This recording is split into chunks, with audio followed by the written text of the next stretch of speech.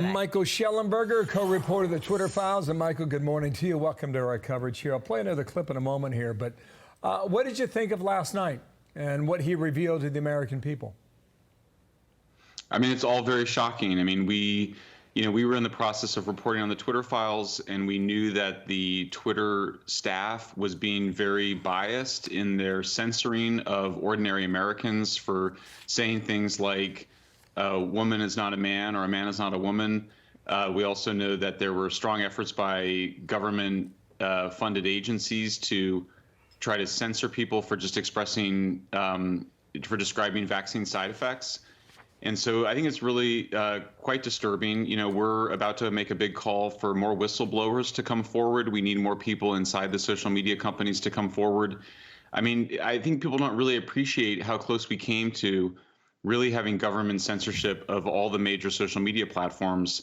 If it hadn't been for Elon Musk buying Twitter, we would never have realized how close we came to I think what can genuinely be called a kind of totalitarianism. Tucker asked him about, laying off 80% of the staff and still being able to run Twitter in the way that he wants to.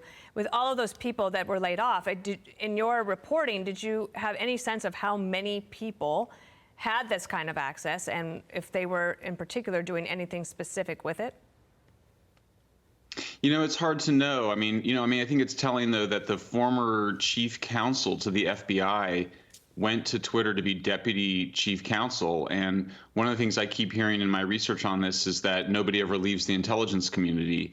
We kept seeing the FBI badgering Twitter for more information. We also saw former FBI employees like Clint Watts running disinformation campaigns, claiming that there were Russian bots. In fact, they were ordinary citizens on Twitter, using that to sort of discredit particularly Trump voters, people on the populist right.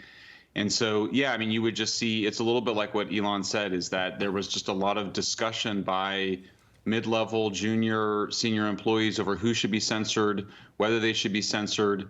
And my assumption is that the senior staff had access to all of those DMs. And then when you saw that level of when you see that level of interaction with federal law enforcement agencies, it's not a hard stretch to imagine that they had access to the DMs. Let's see where that goes. He wants to encrypt those DMs, as Dana mentioned a moment ago. Just play clip number 4, guys. This is on AI. He thinks he can make a better model that is more trustworthy, I think is the words that he uses. Watch. I'm going to start something which I know you call truth GBT, or a maximum truth-seeking AI that tries to understand the nature of the universe. And I think this might be the best path to safety, in the sense that an AI that cares about understanding the universe is unlikely to annihilate humans, because we are an interesting part of the universe. Michael, I don't know how much you've gone into this yet, but do you think that is possible? Yeah, I mean, first of all, I think Elon is having a very good moment here. I mean, he confronted the BBC last week when they claimed there was more hate speech online. The BBC reporter could not give a single instance. I think you saw Musk opening up and raising the alarm about AI appropriately. I think the other interesting thing is that Musk called for government regulation. That's not something that you hear from big CEOs of big tech companies. CEOs don't like regulation. He said it's a big pain, but here we are with this very radical technology that we truly don't understand, including the people that created the technology don't understand.